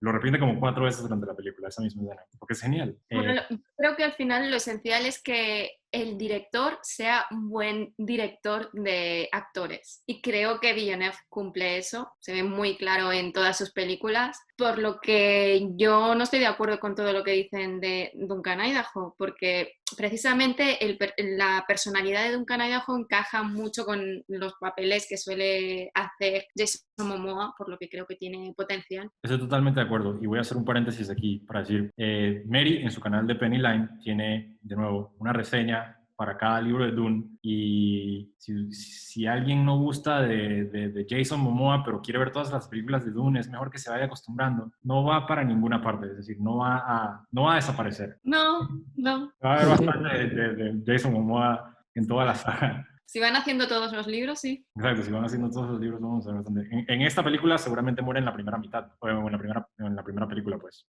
Toma spoiler. Bueno, ya a estas alturas. A estas alturas. Bueno, voy a seguir. Ahí está el doctor Yue. A mí me parece interesante que el doctor Yue, es decir, yo soy pro corrección política y si a mí me hubiesen dado la tarea de producir o dirigir o escribir el guión de Dune, yo hubiese cambiado quizás la raza del doctor Yue, porque me parece problemático todavía de que el doctor que los traiciona a todos Sea asiático. sea asiático, pero por lo menos no le dejaron el bigote de Fu Manchu que tienen en la novela. Eso es verdad. También me parece problemático de que el tipo sea chino o asiático, pues, porque chino Yue. Siguiente foto. Aquí en Está en esta. Caladan. Sí, Escaladan antes de que se vayan a Arrakis, ¿no? Porque tiene agua. O sea, no. Aparte de que va vestido con ropa normal y evidentemente si estuviese en Arrakis, fuera del palacio en el que viven, no saldría sin su traje, por lo que Esto es antes de irse a Arrakis diciendo, mierda, algo malo va a suceder. Porque recordemos que cuando se van de Caladan ya saben que se van habiéndoles tendido una trampa. Es una trampa, sí.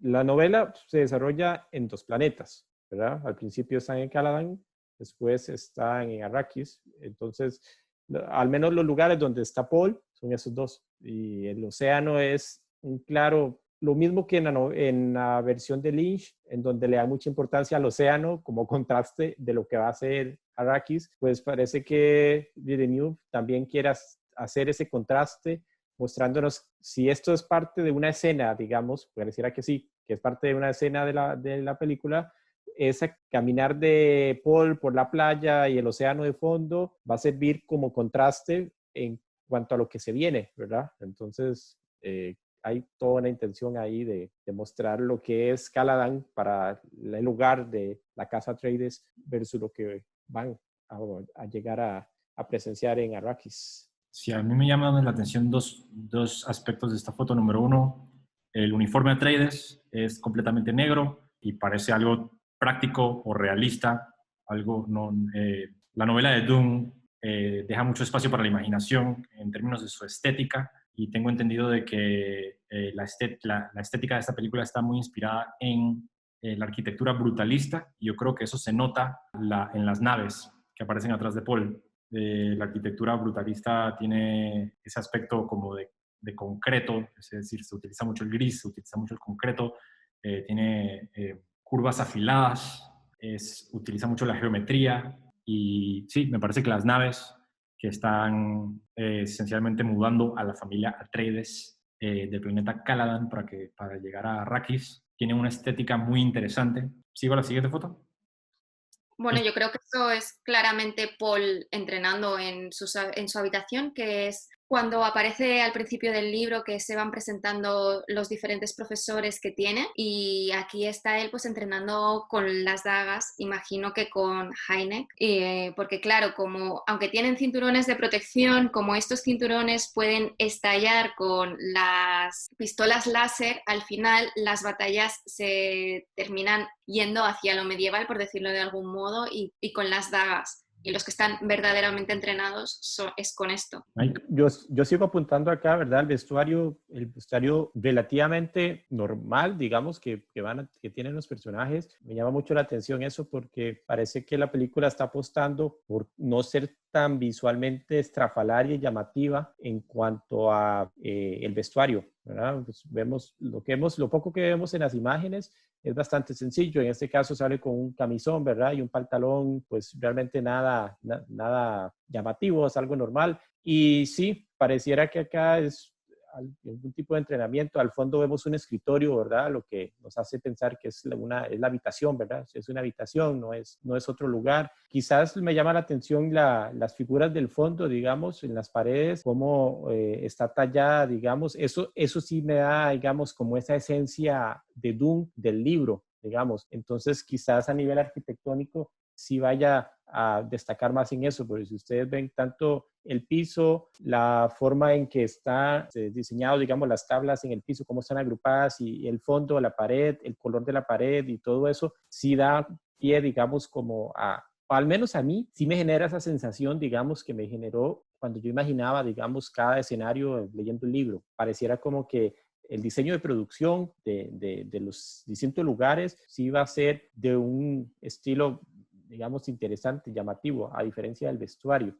¿Qué les parece Timothy, como se llame, en el papel principal? Yo creo que es un buen actor. Lo he visto en diferentes películas, como Lady Bird. Creo que lo puede hacer bien. Al principio me creaba un poquito de desazón porque, claro, lo veo como muy imberbe, pero en realidad, claro, Paul tiene 15, 16 años al principio del libro, y aunque sea delgado y tenga poco músculo, como luego en Arrakis, en realidad las descripciones de todos los personajes es precisamente que son extremadamente delgados, pero muy fibrosos. O sea, que no son personajes que abulten. Creo que al final puede desempeñar un buen papel, porque yo, como lo he visto actuar, me ha gustado en los papeles que ha hecho, así que bueno, tengo esperanzas en que lo haga bien. Leí por ahí una un comentario que hizo Timothée Chalamet sobre su papel en esta película, y él comparó el camino que tiene Paul Atreides con el camino que tiene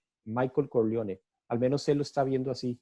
Me llamó la atención, digamos, por esa comparación que hace él en cuanto al personaje del padrino de Al Pacino, ¿verdad? De Michael. Y me llamó la atención el enfoque que le está dando él, o la forma en que está diseñado el guión, ¿no? Entonces, para mí Timothée Chalamet es un muy buen actor. De hecho, creo que es uno de los actores llamados a llevar el estandarte, digamos, de mejores actores, de esta nueva camada de actores, digamos, que sale, como mencionó Penny, en Lady Bird. Saoirse Ronan, pues también es una actriz joven que es de esa misma camada, digamos, que está llamada a ser como una de las grandes actrices. Y Chalamet, en los papeles que yo lo he visto, se ha desempeñado bien, inclusive en la reciente The King, en película donde sale con Robert Pattinson. Me parece que puede dar un buen Paul, a pesar de, inclusive porque en la novela pues nunca vemos o nunca pensamos en Paul como alguien grande, alguien musculoso, alguien atléticamente muy fornido, ¿verdad? Entonces, la fisionomía o el aspecto que tiene Chalamet calza, digamos, con lo que puede ser un Paul. Además que Paul pues siempre tiene esa expresión o ese sentido, no sé, como álgico, como triste. O sea, Paul no es un personaje así como extrovertido, alegre, ni nada, y Chalamet se le da muy bien eso, ¿verdad? Tiene ese rostro también como melancólico. Entonces, me parece que es una buena elección. A mí también me parece una excelente elección. Paul es descrito en el libro como una persona que parece incluso menor de la edad que tiene, y Timothée Chalamet es un chiquillo, no sé qué edad tiene, pero parece un chiquillo, parece un niño. Me parece una buena elección, especialmente... Es 95, o sea que tiene 25 años en realidad. Este tipo tiene 25 años. Sí, sí, es del 95. Ay, la mierda. Pobre tipo, porque después de Dune, ¿qué va a hacer? ¿Qué va a hacer cuando...? Esperemos que le salga la barba y el músculo, no sé. Ya tiene 25 años, bueno, no sé, digo, pero es que parece menor, es que es la cara nada más, tiene cara de un niño. Exacto. Le va a pasar como a Daniel Radcliffe, que realmente si se afeitase podría volver a hacer de Harry Potter. Sin problema. Harry Potter en la primera. Sí, exacto. Pobre chiquillo, ya me dio lástima. Bueno, disfrute el éxito por ahora. Espero que le vaya bien con Dune. Ok. Vale, pasemos. Vale, vamos a pasar, ya es tarde, sí. Aquí está la foto más controversial de todas. ¿A quién tenemos aquí? Imagino que es la madre de Chani. Claro, es la más controversial porque en realidad este personaje en el libro es un hombre, como ya hemos dicho. Y bueno, a mí siempre me crea problemas cuando cambian el género de un actor, ya sea de hombre a mujer, de mujer a hombre, o la raza, pero luego, si está bien desarrollado, la verdad es que lo suelo perdonar. Suelo enfadarme al principio, pero luego cuando veo la película o la serie, si me gusta cómo está desarrollado y cómo está hecho, no soy una persona que exija que la película sea exactamente igual que el libro, sino que esté bien hecho. Yo siento que, de hecho, me toma un poco por sorpresa el cambio. Yo no soy tampoco de pensar que este tipo de cambios, digamos, de cambiar de género un personaje para hacer esa cota de inclusión, yo eso lo veo hasta cierto punto un poco forzado.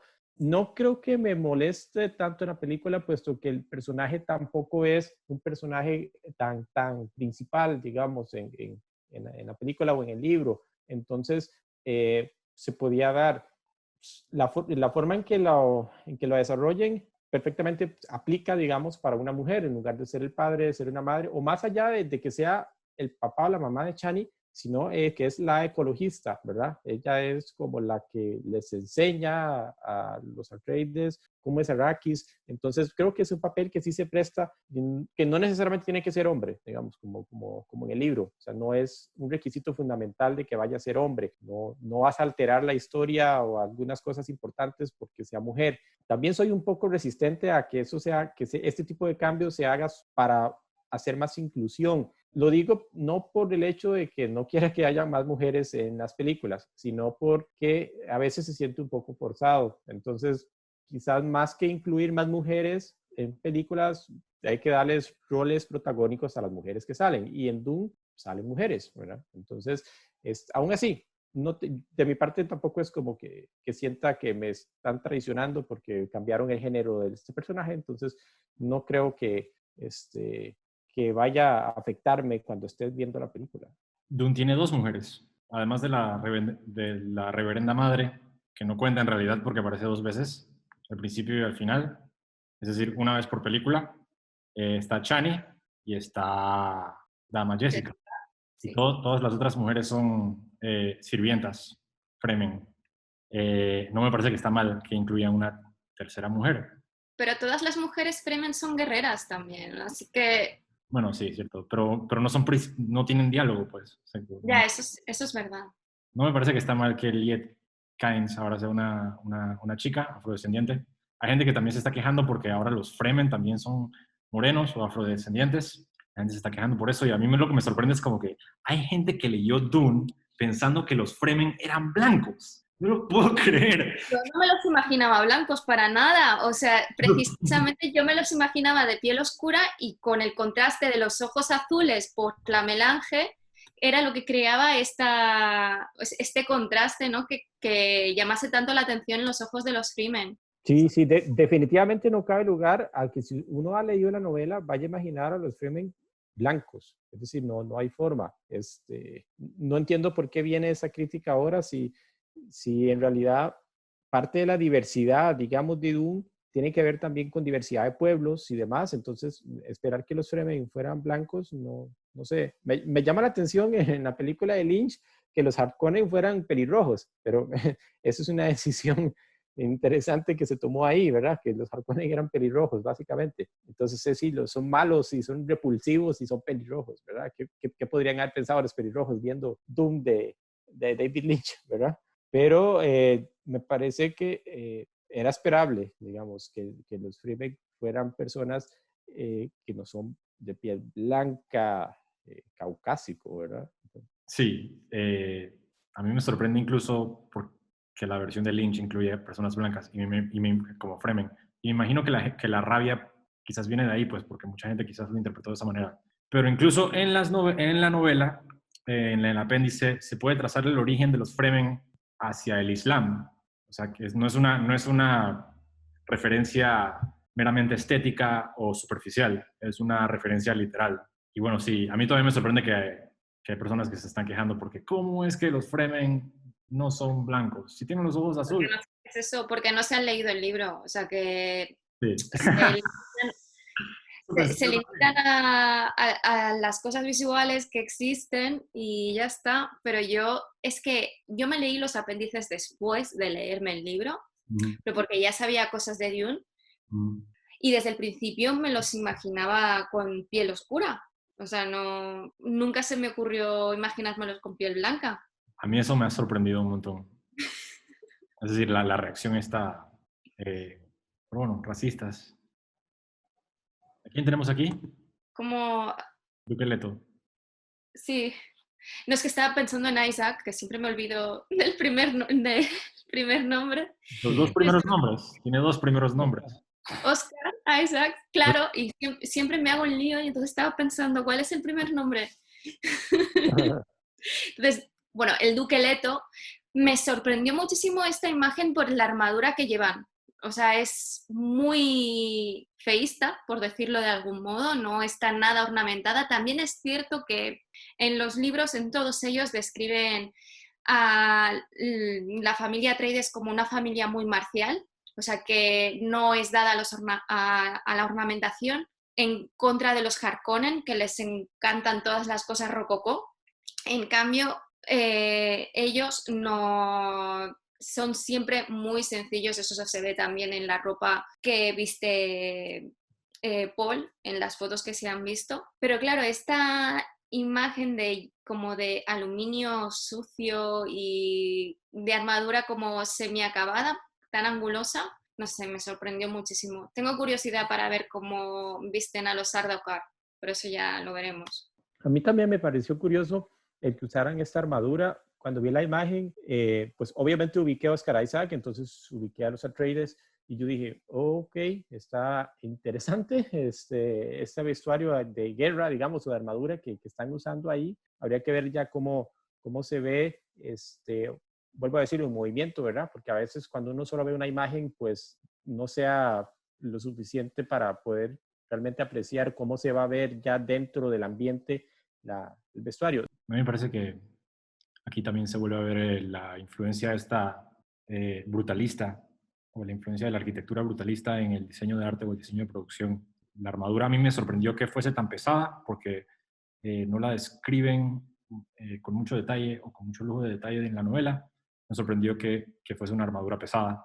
En la novela lo que sí describen es que todo el mundo tiene un escudo de energía y eso me va a llamar mucho la atención verlo en pantalla, me llama mucho la atención, es decir, no sé por qué me cuesta todavía como imaginarme el hecho de que en este universo las pistolas no tienen balas, sino que tiran láseres y los escudos y que cada armadura tiene un escudo de energía y eso es vital para la historia porque eso es lo que explica, como mencionó Mary anteriormente, el hecho de que utilizan dagas y sables para luchar entre sí, porque si un láser toca un escudo, eso provoca una gran explosión y eso es muy importante para la trama, entonces por ende se tiene que incluir el hecho de que estos personajes tienen un escudo de energía.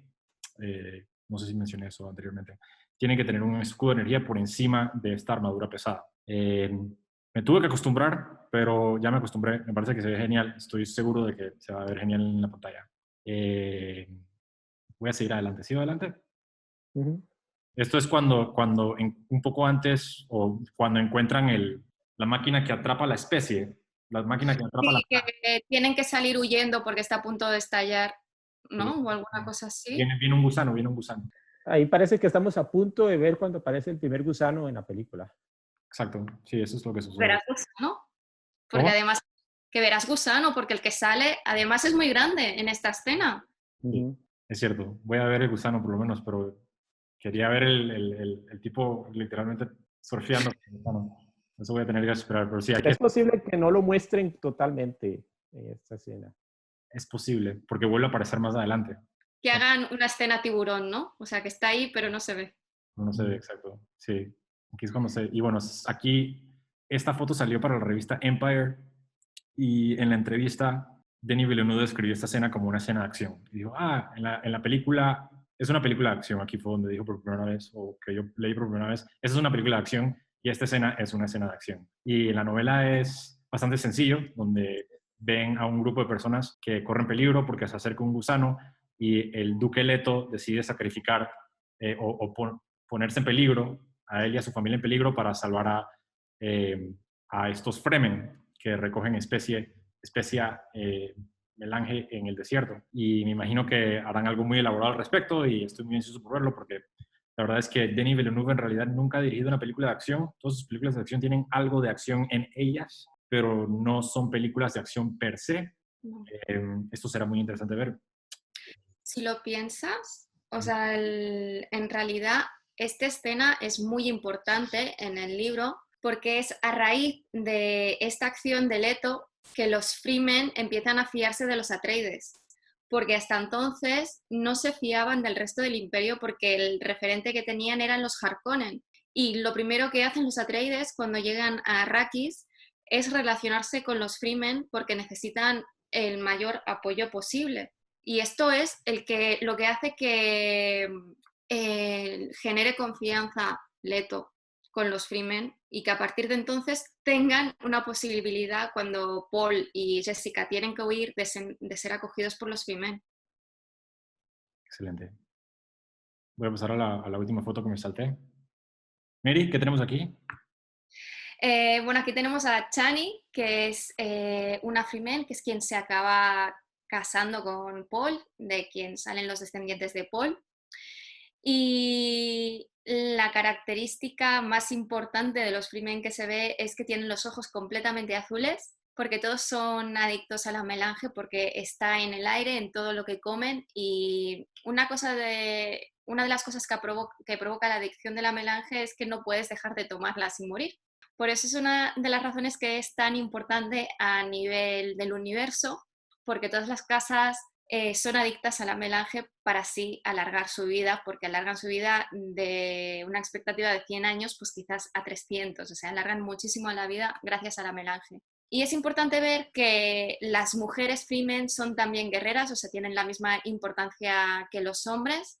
Y aunque no se vea porque está enfundado, pues lleva también el cuchillo característico de los Fremen, que se supone que cada uno solo puede utilizar el suyo y siempre tiene que estar en contacto con ellos, y que se trata pues de un diente de los gusanos de arena, porque para los Fremen los gusanos de arena es su dios, porque viven de él y su vida se basa en él, y aunque tienen el objetivo de terraformar a Arrakis, siempre preservando a los gusanos.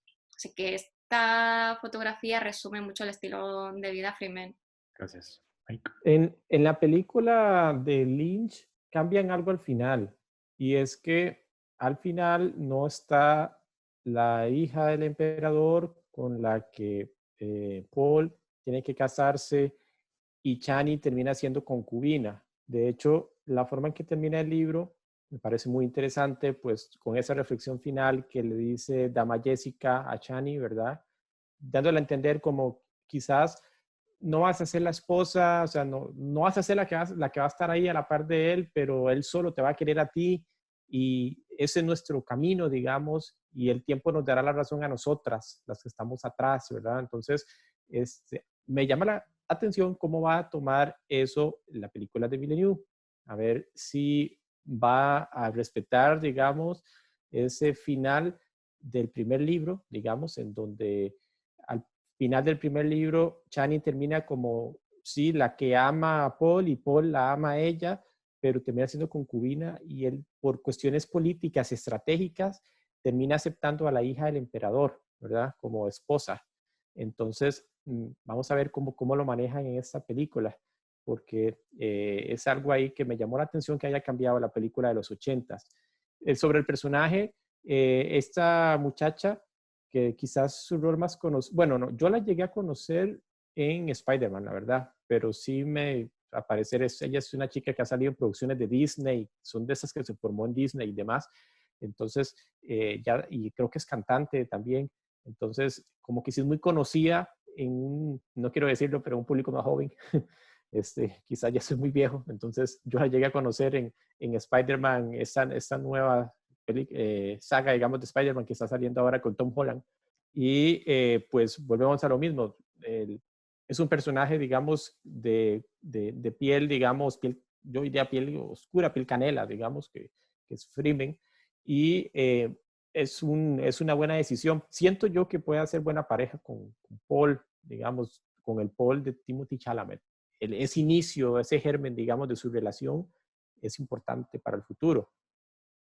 Yo también la conocí por las películas de Spider-Man, y lo que me llama la atención es que su versión de Mary Jane se parece mucho a Paul. Es como una versión totalmente seca. A mí me gustan mucho las dos películas de Spider-Man, y me gusta mucho su papel particular en la segunda. Me parece que se robó la segunda. Su papel es extraordinario. Aprende una palabra en italiano que dice bo, y se pasa el resto de la película. Bo es mi nueva palabra preferida porque significa lárgate. Y dijo, es el anti-aloha. Me parece sensacional. A mí me cae súper bien esta chica me cae súper bien, por lo menos en las películas de Spider-Man, que es el único lugar donde la conozco. Se llama Zendaya, creo que ese es su nombre artístico. Y sí, también me parece que va a tener muy buena química con el personaje de Paul, porque Paul también tiene que hacer un papel como de una persona relativamente autista. Siempre menciono a los autistas en este canal. Van a pensar que tengo algo en contra de... No tengo nada. Pero es que Chani tiene una personalidad así también muy adulta, pese a ser una niña, por lo que el hecho de que tenga esta caracterización creo que es creíble. O sea, es que lo que no era creíble era la película de Lynch. O sea, que le estamos dando muchas patadas, pero la realidad es que peca de muchas cosas. O sea, por lo menos para mí. Sí, no es una buena adaptación. Pero bueno, es una adaptación relativamente fiel, pero no es una buena película. A mí lo que más me llama la atención de la película de Lynch es que al final de la película perdieron el punto por completo, porque al final de la película de Lynch, Paul alza los brazos y hace que llueva sobre Arrakis. Yo soy el Mesías. Y empieza a llover sobre todo Arrakis. ¡Ah, Paul! Nos viene a salvar. Es el Mesías. Y ahí se acaba la película. Pero porque es una mala interpretación del personaje de Paul. Y yo creo que eso viene del guión que había hecho ya Jodorowsky, en el que terminaba muriendo Paul y todos empezaban a ser Paul. Yo soy Paul, yo soy Paul. ¿Pero qué dices, loco? O sea, que no es eso. La gente le gusta tirarle tomates a la película de Lynch, pero solamente porque nunca se hizo la de Jodorowsky. Exacto, exacto.